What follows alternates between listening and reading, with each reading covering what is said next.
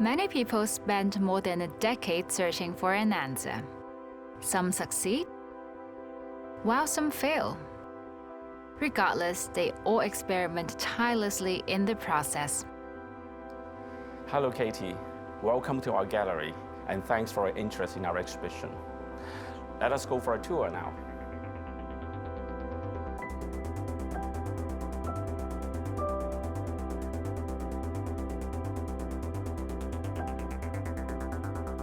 There's more to this sponge than meets the eye.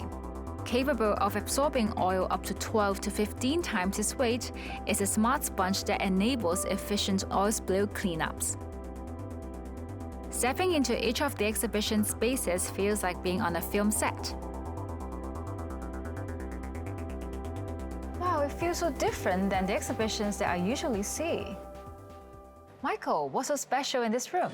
This is a bedroom, and we hope to remind visitors before they leave this exhibition that innovation starts from a dream. And in fact, we have a very interesting installation here to demonstrate over 100 years ago, Nikola Tesla predicted that power could be transmitted through air. This is the inductive wireless power charging pad. A lot of people may not be aware of this technology, which was developed in City University something like 15, 20 years ago.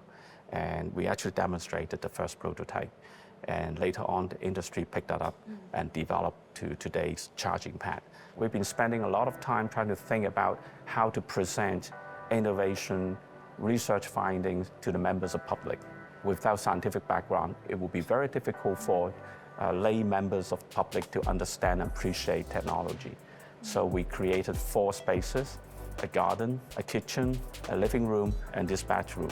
We're trying to connect and communicate with members of public about innovation.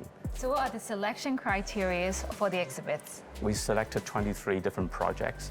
The basis for selection is to demonstrate projects at various different stages of development. A number of them actually are connected or related to the 2 very important laboratories supported by central government. That's the stage key laboratories, one on marine pollution, the other one on telecommunication. Our exhibition is called Prototyping, that emphasizes repeated trials, repeated experiments, and repeated failures until the products eventually becomes impactful to society. We also want to, through this demonstration, our visitors understand that innovation is a process. The exhibits here aren't only related to daily life, but also environmental protection. These polygonal units, for instance, are a fusion of science and conservation. Featuring biomimetic surfaces and textured cavities, these units can be placed on seawalls to create habitats for marine life, thereby restoring ecological balance. Alfonso, as one of the curators and the gallery director, apart from being a public exhibition, what role does prototyping hold in linking between research as well as the development with commercialization?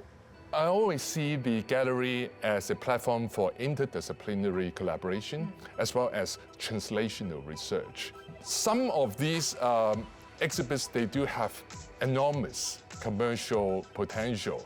For instance, right in front of us is this food safety sensing device.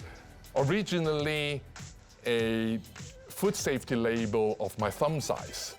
Of course, in the exhibition, we try to create an artistic presentation, so we turn it into a tablecloth.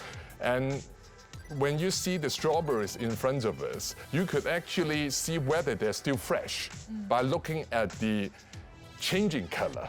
Real-time sensing to improve the precision of food safety to reduce food waste. So some of this has very strong commercial potential, and many people are actually asking how they could help and invest and even buy some of these new products. I always say the community is the most creative, and I really welcome everyone to come and ask all the questions.